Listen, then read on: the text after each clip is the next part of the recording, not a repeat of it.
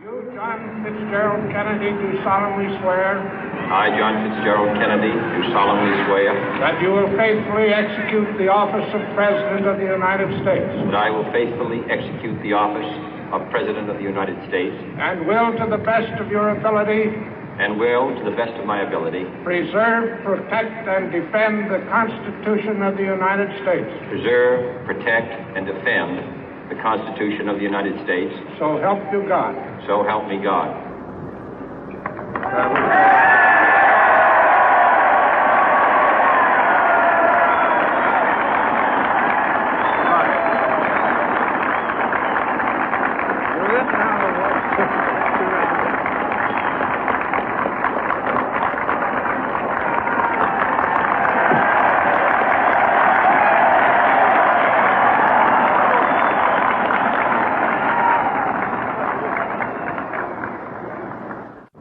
Vice President Johnson, Mr. Speaker, Mr. Chief Justice, President Eisenhower, Vice President Nixon, President Truman, Reverend clergy, fellow citizens.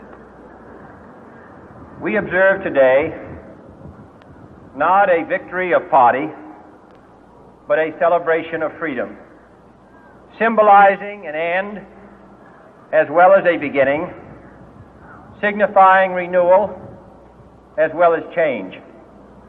For I have sworn before you and Almighty God the same solemn oath our forebears prescribed nearly a century and 3/4 ago.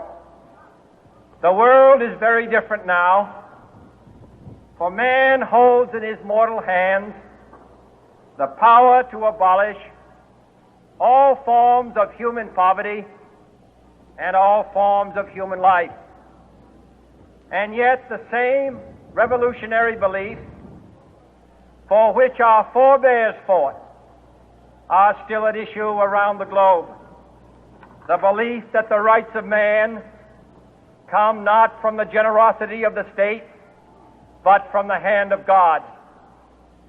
We dare not forget today that we are the heirs of that first revolution.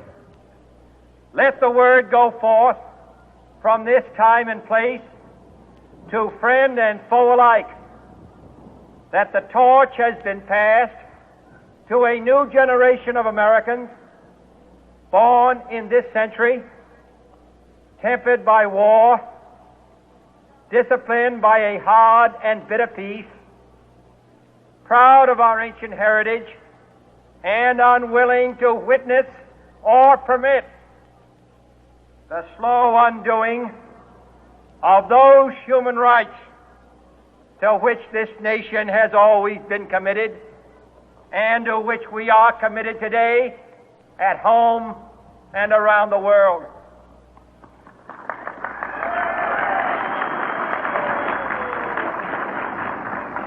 Let every nation know, whether it wishes us well or ill, that we shall pay any price, bear any burden, meet any hardship, support any friend, oppose any foe to assure the survival and the success of liberty.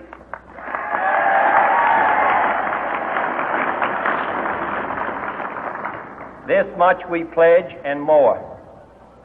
To those old allies whose cultural and spiritual origins we share, we pledge the loyalty of faithful friends.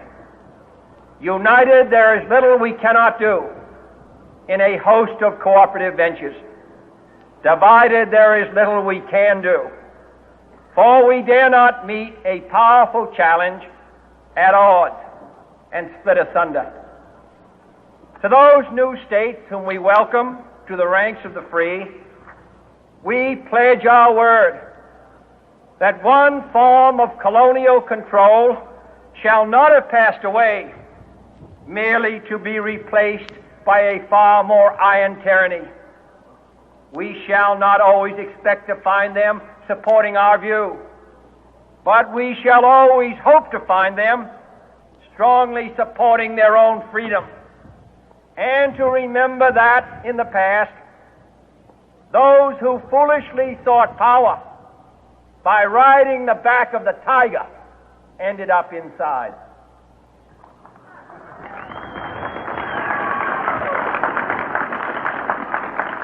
To those people in the huts and villages of half the globe struggling to break the bonds of mass misery, we pledge our best efforts to help them help themselves for whatever period is required, not because the communists may be doing it, not because we seek their votes, but because it is right. If a free society cannot help the many who are poor, it cannot save the few who are rich.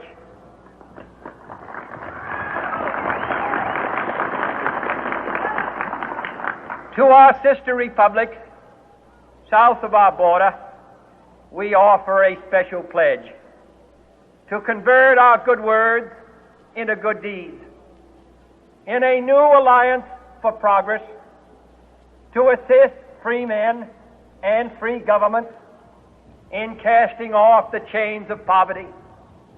But this peaceful revolution of hope cannot become the prey of hostile powers.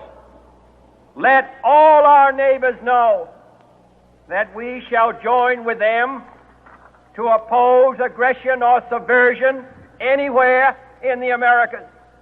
And let every other power know that this hemisphere intends to remain the master of its own house.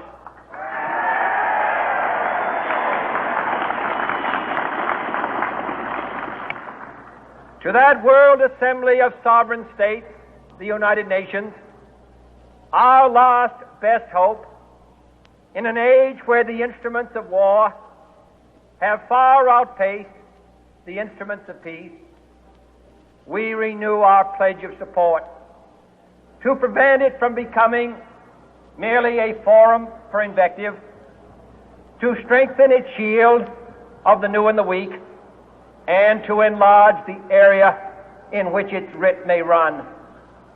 Finally, to those nations who would make themselves our adversary, we offer not a pledge, but a request that both sides begin anew the quest for peace.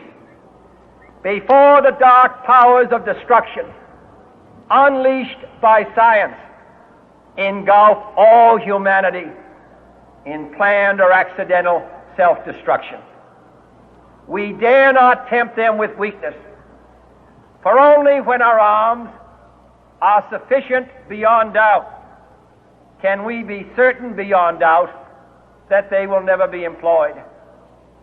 But neither can two great and powerful groups of nations take comfort from our present course, both sides overburdened by the cost of modern weapons, both rightly alarmed by the steady spread of the deadly atom, yet both racing to alter that uncertain balance of terror that stays the hand of mankind's final war. So let us begin anew, remembering on both sides that civility is not a sign of weakness, and sincerity is always subject to proof. Let us never negotiate out of fear, but let us never fear to negotiate.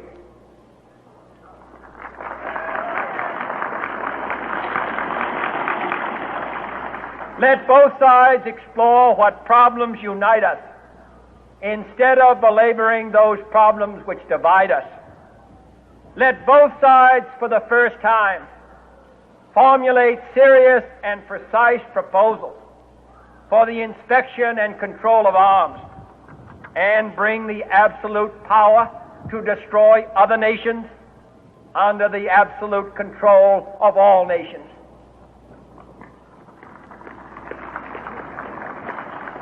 Let both sides seek to invoke the wonders of science instead of its terrors.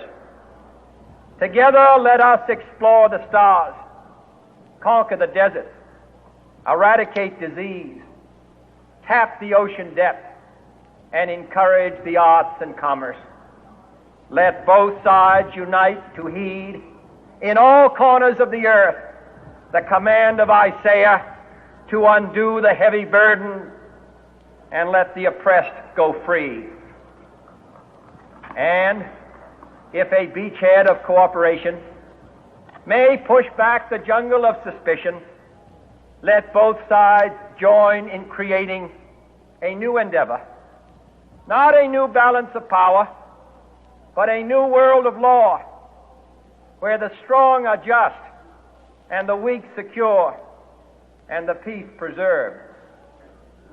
All this will not be finished in the first 100 days, nor will it be finished in the first 1,000 days, nor in the life of this administration, nor even perhaps in our lifetime on this planet. But let us begin.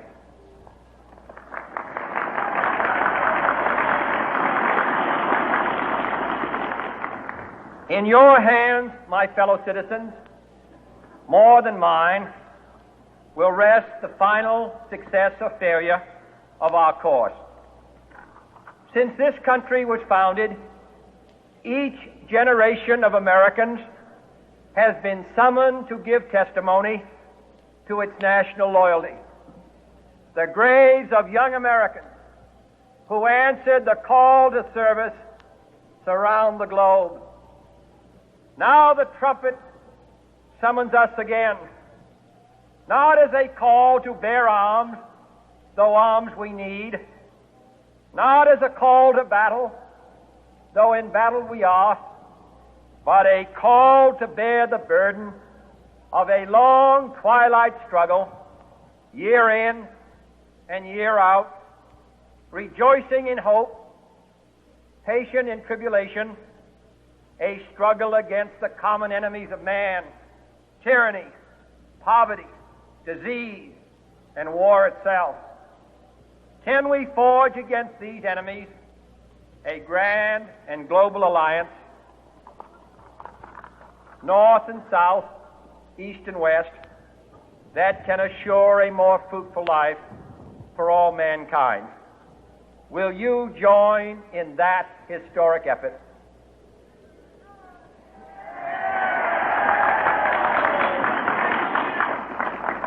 In the long history of the world, only a few generations have been granted the role of defending freedom in its hour of maximum danger. I do not shrink from this responsibility. I welcome it.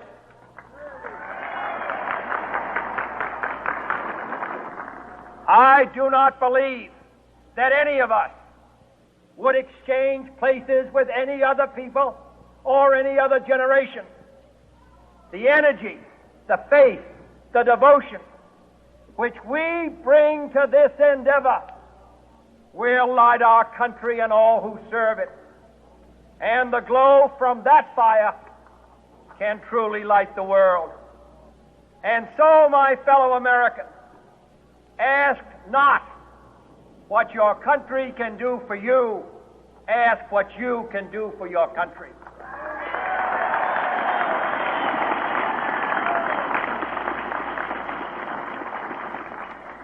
My fellow citizens of the world, ask not what America will do for you, but what together we can do for the freedom of man.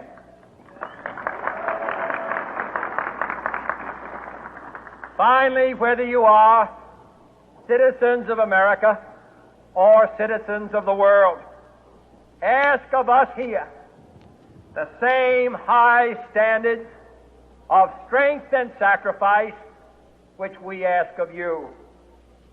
With a good conscience, our only sure reward, with history the final judge of our deeds, let us go forth to lead the land we love, asking His blessing and His help, but knowing that here on earth God's work must truly be our own.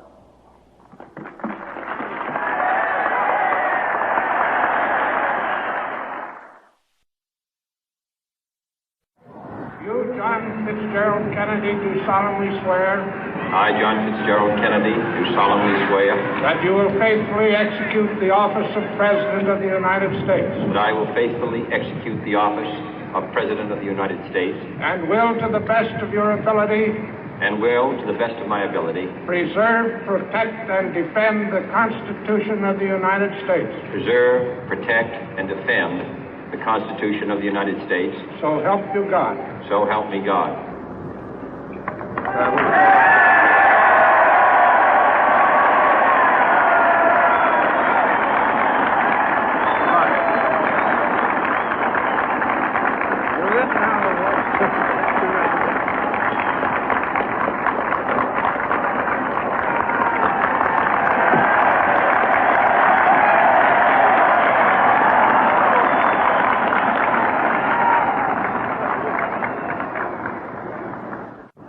Vice President Johnson, Mr. Speaker, Mr. Chief Justice, President Eisenhower, Vice President Nixon, President Truman, Reverend clergy, fellow citizens.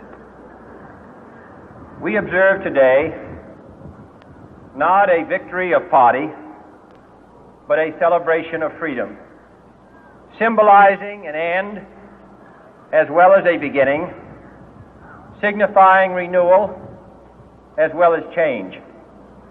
For I have sworn before you and Almighty God the same solemn oath our forebears prescribed.